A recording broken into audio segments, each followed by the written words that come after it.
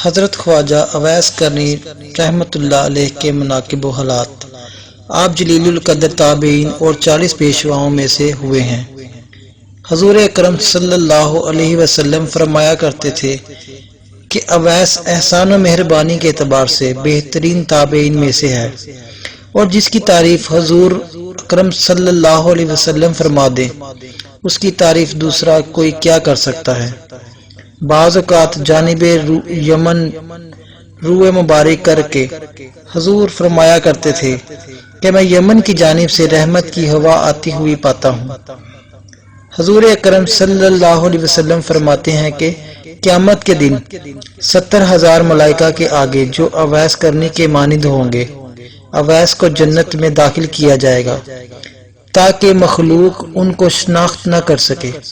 سوائے اس شخص کے جس کو اللہ ان کے دیدار سے مشرف کرنا چاہے،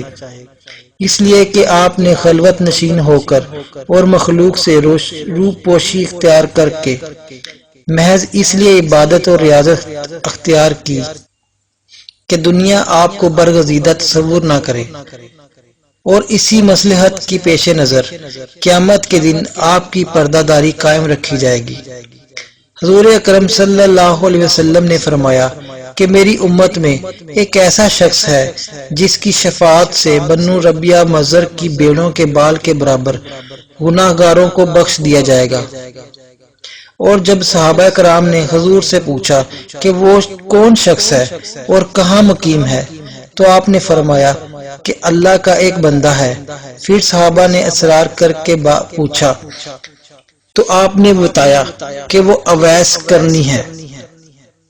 جب صحابہ نے پوچھا کہ وہ کبھی آپ کی خدمت میں حاضر ہوئے ہیں،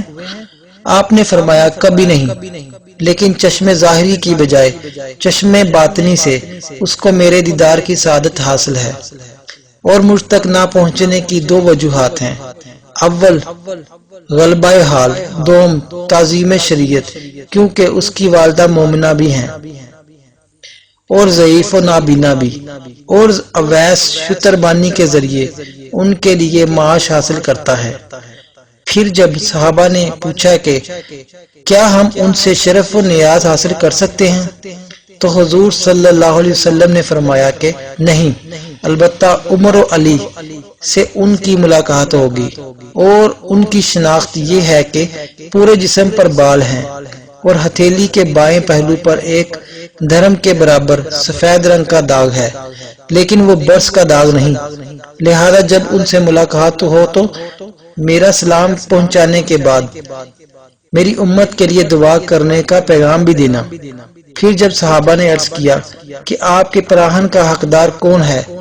تو فرمایا اویس کرنی۔ دور خلافت راشدہ میں جب حضرت عمر اور حضرت علی کوفہ پہنچے اور اہل یمن سے ان کا پتہ معلوم کیا تو کسی نے کہا میں ان سے پوری طرح تو واقف نہیں، البتہ ایک دیوانہ آبادی سے دور عرفہ کی وادی میں اونٹ چرایا کرتا ہے اور خشک روٹی اس کی غذا ہے، لوگوں کو ہنستا ہوا دیکھ کر خود روتا ہے اور روتے ہوئے لوگوں کو دیکھ کر خود ہنستا ہے۔ چنانچہ حضرت عمر اور حضرت علی رضی اللہ تعالیٰ عنہ جب وہاں پہنچے تو دیکھا کہ حضرت اویس نماز میں مشغول ہیں اور ملائکہ ان کے اونٹ چرا رہے ہیں۔ فراغت نماز کے بعد جب ان کا نام دریافت کیا تو جواب دیا کہ عبداللہ یعنی اللہ کا بندہ۔ حضرت عمر نے فرمایا کہ اپنا اصلی نام بتائیے۔ آپ نے جواب دیا کہ اویس ہے۔ پھر حضرت عمر نے فرمایا کہ اپنا ہاتھ دکھائیے۔ انہوں نے جب اپنا ہاتھ دکھایا تو حضور اکرم صلی اللہ علیہ وسلم کی بیان کردہ نشانی کو دیکھ کر حضرت عمر نے دستبوسی کی اور حضور کا لباس مبارک پیش کرتے ہوئے سلام پہنچا کر امت محمدی کے حق میں دعا کرنے کا پیغام بھی دیا۔ یہ سن کر اویس کرنی نے عرض کیا کہ آپ خوب اچھی طرح دیکھ بھال فرما لیں، شاید وہ کوئی دوسرا فرد ہو جس کے متعلق حضور نے نشاندہی فرمائی ہے۔ حضرت عمر رضی اللہ تعالیٰ عنہ نے فرمایا کہ جس نشانی کی نشاندہی فرمائی ہے وہ آپ میں موجود ہے۔ یہ سن کر اویس کرنی نے عرض کیا کہ اے عمر، تمہاری دعا مجھ سے زیادہ کارگر ثابت ہو سکتی ہے۔ آپ نے فرمایا میں تو دعا کرتا ہی رہتا ہوں۔ البتہ آپ کو حضور کی وصیت پوری کرنی چاہیے۔ چنانچہ حضرت اویس نے حضور صلی اللہ علیہ وسلم کا لباس مبارک کچھ فاصلے پر لے جا کر اللہ تعالیٰ سے دعا کی کہ یا رب، جب تک تو میری سفارش پر امت محمدی کی مغفرت نہ فرما دے گا، میں سرکار دو عالم صلی اللہ علیہ وسلم کا لباس ہرگز نہیں پہنوں گا، کیونکہ تیرے نبی نے اپنی امت کو میرے حوالے کیا ہے۔ چنانچہ غیب سے آواز آئی کہ تیری سفارش پر کچھ افراد کی مغفرت فرما دی۔ اسی طرح آپ مشغول دعا تھے کہ حضرت عمر اور حضرت علی آپ کے سامنے پہنچ گئے، اور جب آپ نے سوال کیا کہ آپ دونوں حضرات کیوں آ گئے،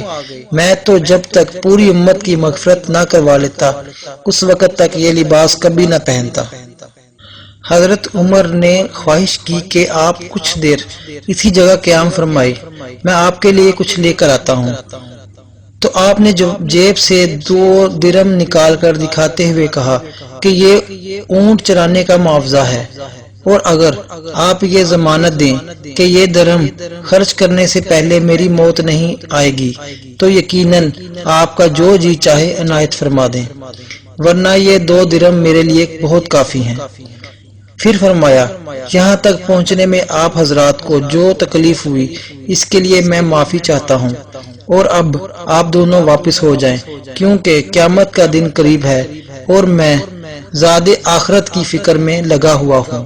پھر ان 2 صحابہ کی واپسی کے بعد جب لوگوں کے قلوب میں حضرت اویس کرنی رضی اللہ تعالیٰ عنہ کی عظمت جاگزی ہوئی اور مجمع لگنے لگا تو آپ گھبرا کر کوفہ میں سکونت پذیر ہو گئے، اور وہاں پہنچنے کے بعد بھی صرف حرم بن حبان کے علاوہ کسی دوسرے شخص نے نہیں دیکھا، کیونکہ جب سے حرم بن حبان نے آپ کی شفاعت کا واقعہ سنا تھا، اشتیاق زیارت میں تلاش کرتے ہوئے کوفہ پہنچے۔